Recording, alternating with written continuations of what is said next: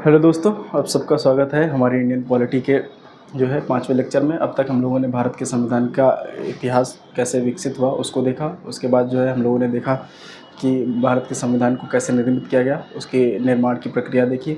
उसके बाद हम लोगों ने भारतीय संविधान की विशेषताएं देखी। आज हम लोग जो है इंडियन पॉलिटी के चौथे लेक्चर में भारत के संविधान की प्रस्तावना देखेंगे।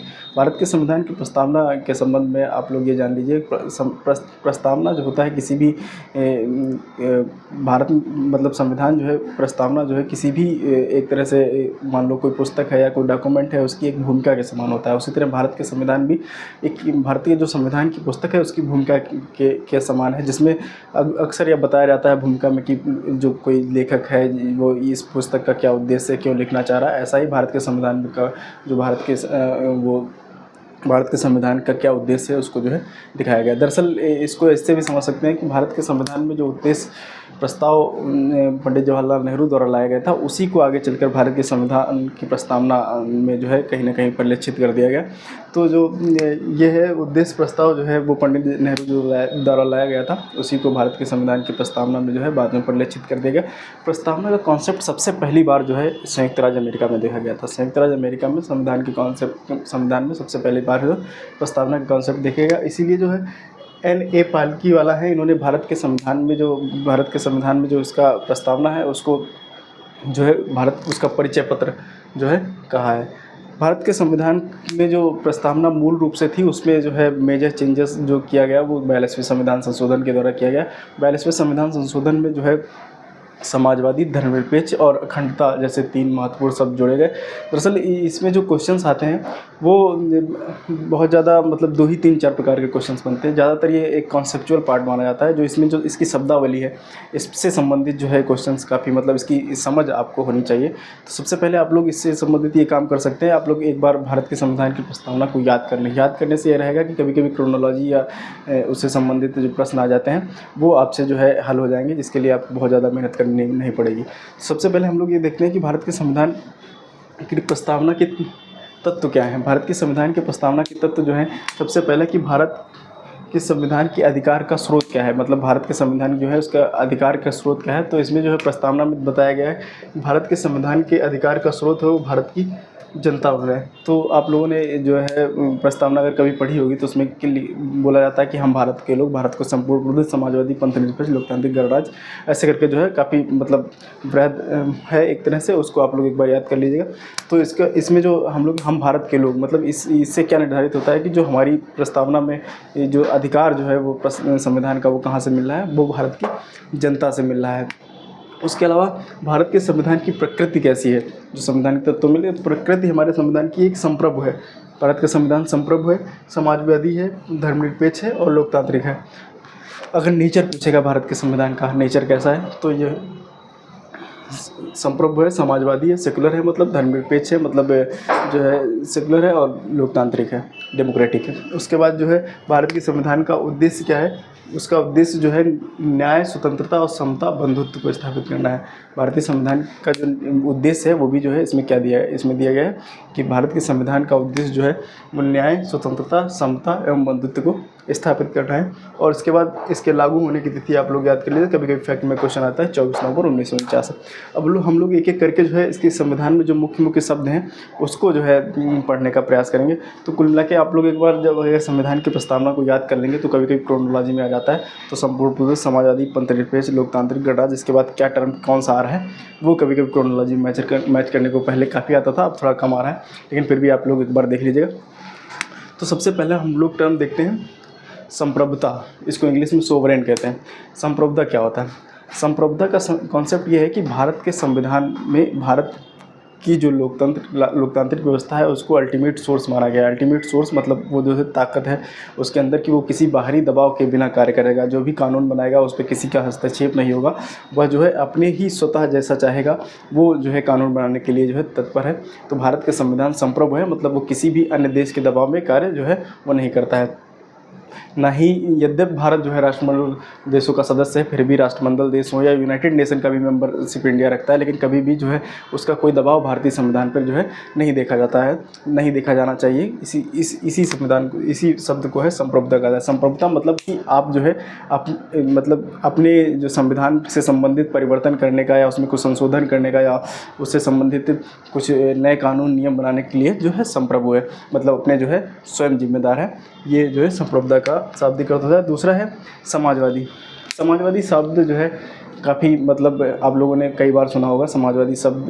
दरअसल इस समाजवादी कॉन्सेप्ट को है मार्क्स के संविधान, मार्क्स जो है कार्ल मार्क्स ने जो है उस शब्द को दिया था। संविधान समाजवादी शब्द ये मानता है ये इक्वल डिस्ट्रीब्यूशन ऑफ रिसोर्सेज में डिवाइड कर, मतलब बिलीव करता है कि मतलब जो कार्य का जो है सबको जो है एक तरह से समानता का जो है एक वो प्रावधान करता है। तो ये जो है इसका दो प्रकार के समाजवाद होता है। एक लोकतांत्रिक समाजवाद होता है, जो है एक साम्यवादी समाजवाद है। तो भारत के संविधान में जो है लोकतांत्रिक समाजवाद का जो है प्रावधान किया गया है। लोकतांत्रिक समाजवाद और समाजवादी समाजवाद में बेसिक डिफरेंस ये होता है कि लोकतांत्रिक समाजवाद में जो है लोग अवसर की समानता प्रदान की जाती है। आपको जो भी आप जो है जैसा करना चाह रहे हैं उसमें आपको एक प्लेइंग लेवल फील्ड दी जाएगी कि आप जो है समानता के साथ जो है उस पर सबको अवसर, सबको जो है हम लोग अभी समता में उसको पढ़ेंगे कि अनुच्छेद 14 में है, अनुच्छेद 15 में है, अनुच्छेद 16 में, इसमें जो है आपको अवसर की समानता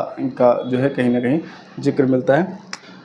एक दूसरी तरफ जो होता है साम्यवादी संविधान, साम्यवादी जो समाजवाद होता है, साम्यवादी समाजवाद में जो है ये इसको राजाश्रित समाजवाद भी कहता है। राजाश्रित समाजवाद मतलब कि इसमें जो भी प्रयोजन है वो सरकार निर्धारित करती है कि इक्वलिटी कैसे जो है मेजर तौर पर इसको स्थापित किया जाए। उसके बाद अगला टर्म जो है वो धर्मनिरपेक्ष आता है। धर्मनिरपेक्ष शब्द जो है भारतीय संविधान में मूल रूप से नहीं दिखाई देता है।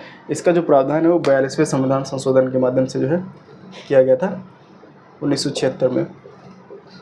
42वें संविधान संशोधन के माध्यम से इसको भारतीय संविधान में जो है जोड़ा गया था। यद्यपि मूल रूप से भारतीय संविधान के प्रस्तावना में धर्मनिरपेक्ष शब्द का कोई जिक्र नहीं था, लेकिन इसके अंदर जो संविधान के अंदर विभिन्न अनुच्छेद हैं वो धर्मनिरपेक्षता को कहीं ना कहीं जो है प्रदर्शित करते थे। जैसे भारत का अनुच्छेद 25 और अनुच्छेद 26 धार्मिक स्वतंत्रता के अधिकार से संबंधित है।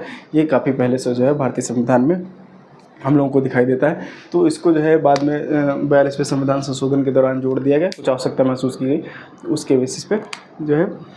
उसके बाद लोकतांत्रिक गणराज्य, मतलब भारत एक लोकतांत्रिक देश है, ऐसा आप लोगों ने सुना होगा, और भारत की प्रस्तावना में भी जो है लोकतांत्रिक शब्द का जिक्र है, इसलिए हम इसको लोग समझ लेते हैं। लोकतंत्र का मतलब होता है कि एक तरह से जनता का शासन, जिसमें जो है शासन किसका हो, जनता का हो, कि जनता निर्धारित करेगी क्या होगा।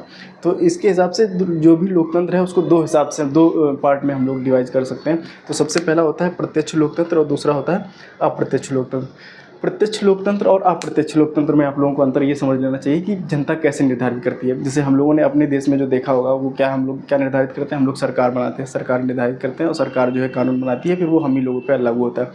ये एक तरह का अप्रत्यक्ष लोकतंत्र का उदाहरण है। अप्रत्यक्ष लोकतंत्र में क्या होता है, कानून का शासन होता है, जो भी कानून बनाए जाते हैं उनका शासन होता है, और हम कानून बनाने की शक्ति जो है सरकार को हम अपने स्वयं देते हैं, और फिर वो कानून, सरकार कानून बनाती है और वो हम पर लागू होता है। और इसमें जो है इसकी एक महत्वपूर्ण विशेषता है समसामयिक चुनाव होता है। समय समय पर हमारे देश में चुनाव होता है और उसके आधार पर हम एक सरकार चुनते हैं जो कानून बनाती है। तो कुल मिला के समसामयिक समय समय पर जो चुनाव होते हैं और जो है उसके बाद जो कानून बनते हैं उनका शासन होता है। ये अप्रत्यक्ष लोकतंत्र के जो है कुछ फीचर्स माने जाते हैं। वही प्रत्यक्ष लोकतंत्र हमें कई विभिन्न देशों में दिखाई देता है। उसके जो प्रत्यक्ष लोकतंत्र के जो मुख्य जो है फीचर्स हैं वो परिप्रेक्ष्य एक होता है जिसको इंग्लिश में रेफरेंडम बोलते हैं, दूसरा पहल होता है जिसको इनिशिएटिव बोलते हैं, तीसरा जो है वापस बुलाना रिकॉल होता है, और चौथा होता है जनमत संग्रह। हम लोग जो है इन पांचों शब्दों को अलग अलग समझने का प्रयास करते हैं। सबसे पहला परिप्रेक्ष्य क्या होता है, रेफरेंडम, और इसके बाद ये कि जो अंतिम है इसको क्या बोलते हैं, रेफरेंडम को प्लेबिसाइड।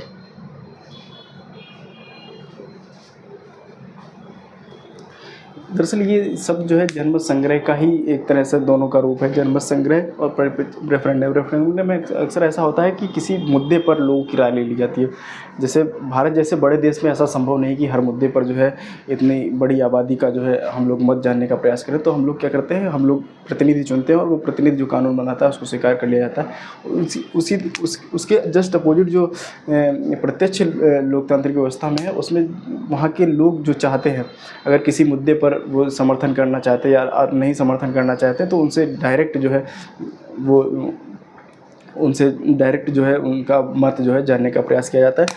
अगर कोई कानून बनाने से संबंधित है, मतलब कुछ कानून बनाना है और उसमें जो है लोगों की राय लेना है, तो उसके लिए जनमत संग्रह कराया जाता है। तो ये जनमत संग्रह, और ये कोई विशेष मुद्दा ऐसा हो जाए जिस पर लोगों की राय बस जानना चाह रहे हैं, उससे संबंधित जो जनमत संग्रह होता है वो जो है परिप्रेक्षा होता है, मतलब कि पूछना कि कैसे क्या होगा, क्या ये सही है या गलत है, उसकी वैधता अवैधता जो लोगों की राय उस पर क्या है, वो परिप्रेक्षा के अंतर्गत आता है और जनमत संग्रह के अंतर्गत आता है कि ये जो कानून बनाया जा रहा है या जो बिल लाया जा रहा है ये आप लोगों के मतलब हित में है या नहीं है, आप अपने हित का जो है अपना निर्णय स्वयं करेंगे।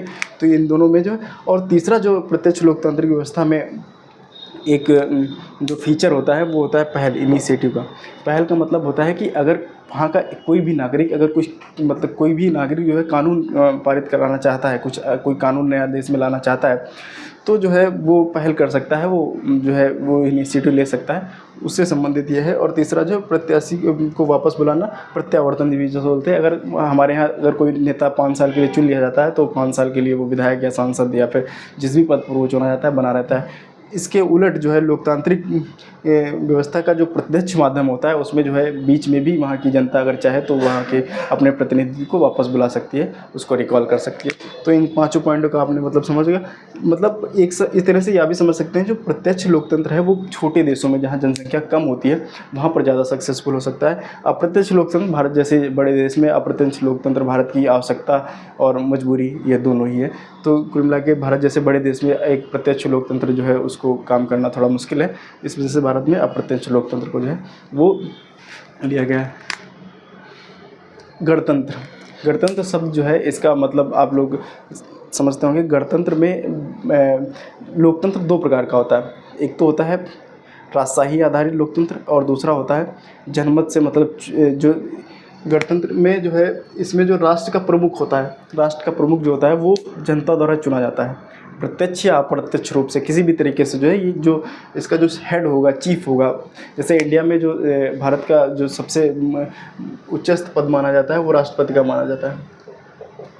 तो राष्ट्रपति जो है भारत में वो जनता द्वारा चुने जाते हैं अप्रत्यक्ष तौर पे। जनता जो है अपने प्रतिनिधि चुनती है और प्रतिनिधि फिर जो है राष्ट्रपति को चुनते हैं। और वहीं इसके उलट जो है ब्रिटेन में होता है, वहाँ की जो क्राउन है, जो वहाँ का सर्वोच्च पद है वो वहाँ की क्राउन है, वो जो है वो हायरार्की से जो है वहाँ के वंशानुगत क्रम में जो है वो राजशाही की तरह से जो है उनका मतलब पदवी जो है वो ग्रहण करते हैं। तो इस हिसाब से हम लोग देखते हैं कि जो गणतंत्र है उसमें जो राष्ट्र का प्रमुख होता है वो चुनाव द्वारा चुना जाता है, जबकि जो है राजशाही लोकतंत्र में जो है उसमें जो है वहाँ का जो मुखिया होता है वो पद पे वंशानुगत रूप से जो है चुना जाता है। उसके बाद अगला जो हमारा पॉइंट है न्याय। भारत के संविधान की प्रस्तावना में जो है 3 प्रकार के न्याय का जो है वर्णन किया गया है, वो है सामाजिक न्याय, आर्थिक न्याय और राजनीतिक न्याय। सामाजिक, आर्थिक, राजनीतिक न्याय।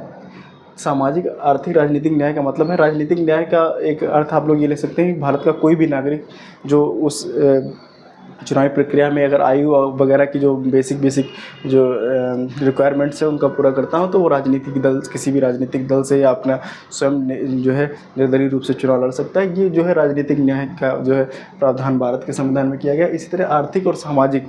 आर्थिक मतलब वो किसी भी व्यापार को कर सकता है, उससे किसी भी प्रकार के व्यापार में जो है प्रतिबंधित नहीं किया जाता है। और सामाजिक लोकतंत्र का जो है उसको अधिकार दिया गया है। स्वतंत्रता। 3 प्रकार के न्याय। एक क्वेश्चन ये भी आ जाता है कि भारत के संविधान की प्रस्तावना में कितने प्रकार के न्याय का जो है जिक्र किया गया, तो आप लोग देख लीजिए 3 प्रकार के न्याय हैं, सामाजिक, आर्थिक और राजनीतिक न्याय। उसके बाद स्वतंत्रता जो है वो भारत के संविधान में 5 प्रकार की स्वतंत्रता का वर्णन किया गया है। तो सबसे पहले कौन के विचार, अभिव्यक्ति, धर्म, उपासना एवं विश्वास की स्वतंत्रता। विचार, अभिव्यक्ति, धर्म उपासना तथा विश्वास की स्वतंत्रता। ठीक है, ये पॉइंट आप लोग याद कीजिएगा। 5 प्रकार की जो है स्वतंत्रता का जो है वो भारत के संविधान की प्रस्तावना में वर्णन किया गया है। 5 प्रकार की स्वतंत्रता विचार, मतलब कि आप किसी विचार से सहमत हैं या असहमत हैं, ये आप स्वतंत्र हैं, मतलब आपको कोई फोर्स नहीं कर सकता। आपको इस विचार से सहमत होना पड़ेगा, इस विचार से सहमत होना पड़ेगा, आप इस पक्ष की तरफ बोल सकते हैं, उस पक्ष की, ये आपका विवेक का अधिकार है। अभिव्यक्ति का अधिकार जो है, अभिव्यक्ति का अधिकार है, मतलब आप जो है बोलने के लिए स्वतंत्र हैं। आप जो है किसी तरह का जो इस प्रेस का अधिकार है, एक तरह का जो भारत में प्रेस का अधिकार होता है, या आप किसी भी पब्लिक प्लेटफॉर्म पे अपने विचारों को रख सकते हैं, वो अभिव्यक्ति के अधिकार के अंतर्गत आता है। आप किस धर्म को मानेंगे, किसकी उपासना करेंगे, ये भी आपकी स्वतंत्रता के ऊपर निर्भर करता है। और विश्वास, किस पूजा पद्धति में या किस प्रकार की व्यवस्थाओं में आप विश्वास करते हैं, ये सब जो है स्वतंत्रता का अधिकार जो है अनुच्छेद 5 के अंतर्गत स्वतंत्रता का 5 प्रकार की स्वतंत्रता का वर्णन किया गया। उसके बाद समता। भारत के संविधान की इस प्रस्तावना में समता का अधिकार दिया गया है, और ये हमको विभिन्न जो है भारत के संविधान के अनुच्छेदों में दिखाई देता है। जैसे अनुच्छेद 15, अनुच्छेद 15 में अनुच्छेद 14 में क्या है, विधि के समक्ष समानता का व्यवहार किया जाएगा, तो ये अनुच्छेद 14 के अंतर्गत है। विधि के समक्ष मतलब विधि के समक्ष जो है सभी व्यक्ति जो है समान होंगे। अनुच्छेद 15 में है लोक नियोजन में जो है अफसर की मतलब इसमें समता का अधिकार आता है, और इसमें जो है लोक नियोजन में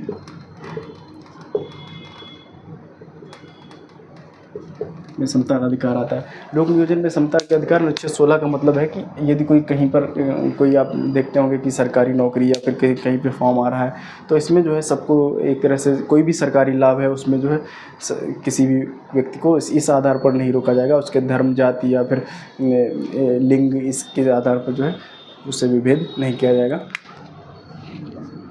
अनुच्छेद 17, इसमें अस्पृश्यता का अंत कर दिया गया था, मतलब जो भी अस्पृश्यता है उसको जो है किसी भी तरह से टॉलरेट नहीं किया जाएगा, ये अनुच्छेद 17 भारत का कहता है। और अनुच्छेद 17 की वजह से ही जो है एक तरह से इसका भी उद्देश्य कहीं ना कहीं एक तरह समता स्थापित करना है।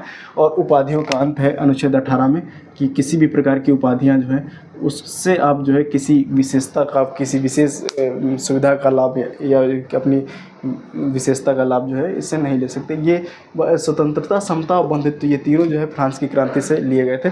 बंधुत्व जो है भारत के संविधान में, इसे ही भी 42वें संविधान संशोधन के माध्यम से जो है जोड़ा गया था।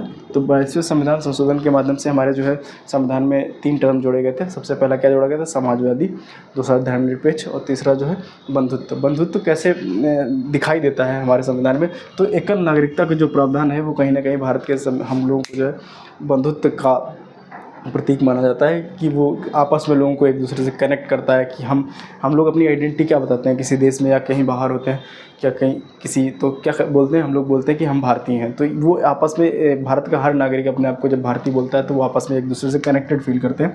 दूसरा जो है मौलिक कर्तव्य में जो है इसका भी 51 का में भी इसका जो है वर्णन किया गया है। अगला हम लोग जो है ये देख लेते हैं कि भारत के संविधान की प्रस्तावना के बारे में किसने क्या क्या कहा है।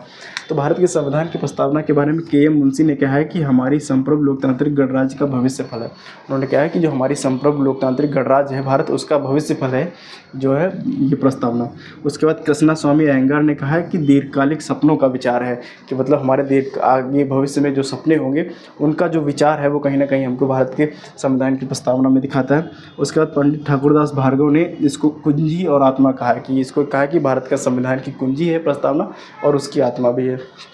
अर्नेस्ट बार्कर ने इसको राजनीतिक बुद्धिजीवी मतलब पॉलिटिकल इंटेलेक्चुअल्स का नाम दिया है, कि पॉलिटिकल इंटेलेक्चुअलिटी को जो है एक तरह से शो करता है कि भारत के संविधान की प्रस्तावना। उसके बाद एम हिदायतुल्लाह ने भी इसको जो है भारत के संविधान की आत्मा का है। इसके संबंध में ये इसी से ही कहीं ना कहीं जो भी क्वेश्चंस बनते हैं वो इंपॉर्टेंट होते हैं। उसके बाद इसके संबंध में एक ये भी है कि इस पर एक विवाद प्रारंभ में शुरू हुआ था कि भारत का संविधान की जो प्रस्तावना है वो संविधान का हिस्सा है या नहीं।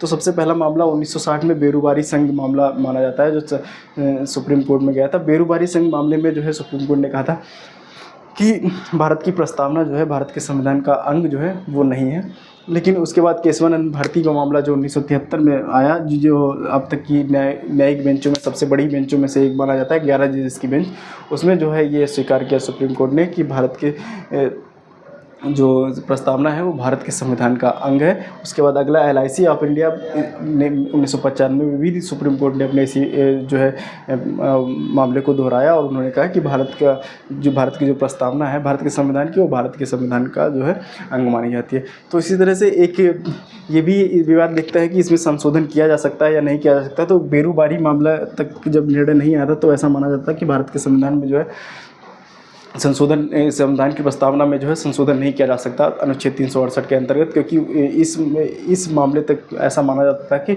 संविधान की जो प्रस्तावना है वो भारतीय संविधान का भाग नहीं है।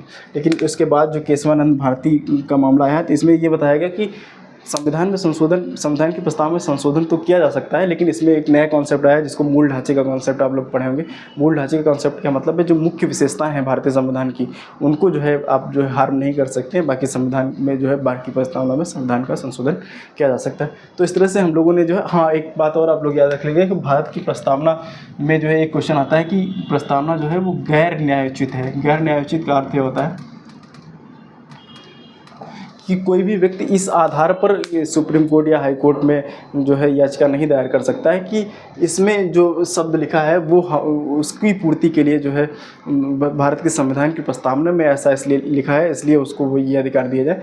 उससे संबंधित आप जो है उन्हीं प्रावधानों के किसी अनुच्छेद के आधार पर आप PIL दायर कर सकते हैं, आप अपनी बात को सुप्रीम कोर्ट में रख सकते हैं, लेकिन संविधान की प्रस्तावना को आधार बनाकर आप जो है इस पर PIL नहीं कर सकते हैं। तो इस तरह से हम लोगों ने आज भारत के संविधान की प्रस्तावना का एक चैप्टर को जो है कंप्लीट कर लिया। हम लोग अगले चैप्टर में जो है अगले विषय के साथ, अगले टॉपिक के साथ उपस्थित होंगे। धन्यवाद।